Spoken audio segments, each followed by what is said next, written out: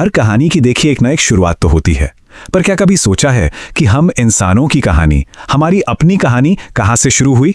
आज हम उसी कहानी की बात करेंगे, एक ऐसी कहानी जो एक भूल और फिर उस पर मिली माफी से जुड़ी है। चलिए इस सफर पर साथ चलते हैं। तो सबसे बुनियादी सवाल, इंसानियत की कहानी आखिर शुरू हुई तो हुई कहाँ से? ये सवाल जितना बड़ा है ना, इसका जवाब उससे कहीं ज्यादा दिलचस्प है और इसकी जड़ें किसी एक अकेले इंसान से जुड़ी हैं। तो हमारी कहानी का पहला बाब, पहला चैप्टर खुलता है पहले इंसान के साथ। जी हां, हजरत आदम अलैहिस्सलाम के साथ। हजरत आदम अलैहिस्सलाम यानी अल्लाह के बनाए हुए सबसे पहले इंसान। यहीं से, बिल्कुल यहीं से हमारा वजूद शुरू होता है। लेकिन उनके बनने के फौरन बाद ही कुछ ऐसा हुआ, एक ऐसा हुक्म दिया गया जिसने आने वाले वक्त के लिए सब कुछ तय कर दिया। तो हजरत आदम की तख्लीक हो चुकी थी, अब आगे क्या? कहानी का अगला मोड़ एक आसमानी हुक्म से आता है, एक ऐसा हुक्म जो बहुत खास था। अल्लाह ने तमाम फरिश्तों को हुक्म दिया कि वो आदम को सजदा करें।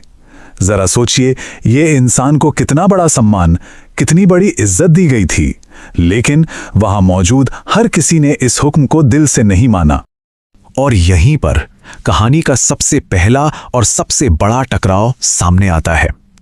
एक तरफ थे सारे फरिश्ते जिन्होंने फौरन हुक्म माना और सजदे में गिर गए, और दूसरी तरफ था इब्लीस।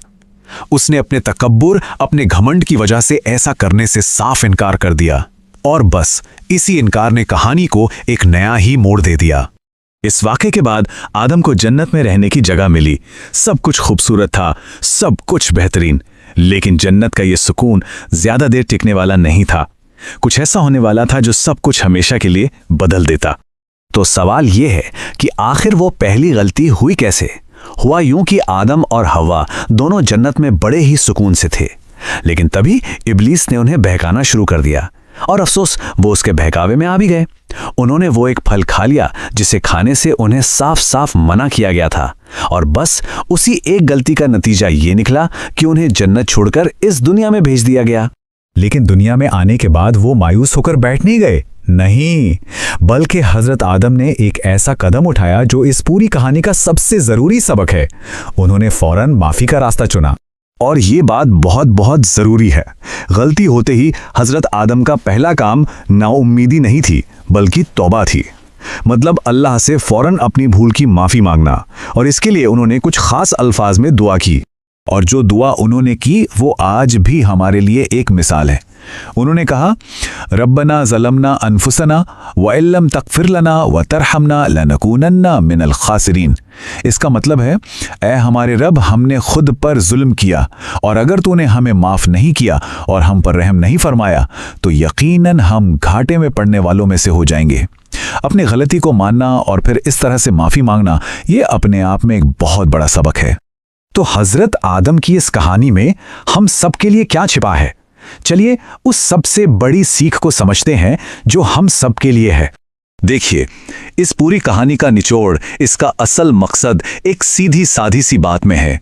जब भी कोई गलती हो जाए तो हमारा सबसे पहला कदम हमेशा अल्लाह से माफ़ी की तरफ होना चाहिए। ये सबक जितना आसान लगता है उतना ही गहरा है, और इसी बात को पैगंबर मोहम्मद सल्लल्लाहु अलैहि वसल्लम ने कितने खूबसूरत अंदाज में कहा है। हर इंसान खता करने वाला है, और खता करने वालों में सबसे बेहतर वो हैं जो तौबा कर लेते हैं। ये बात हमें उम्मीद देती है, ये हमें वापसी का रास्ता दिखाती है। तो आखिर में सवाल बस यही है, हजरत आदम की इस कहानी से सीखने के बाद जब अगली बार कोई भूल हो तो हमारा सबसे पहला कदम क्या होगा? ये एक ऐसा सवाल है जो हम सबको सोचना चाहिए।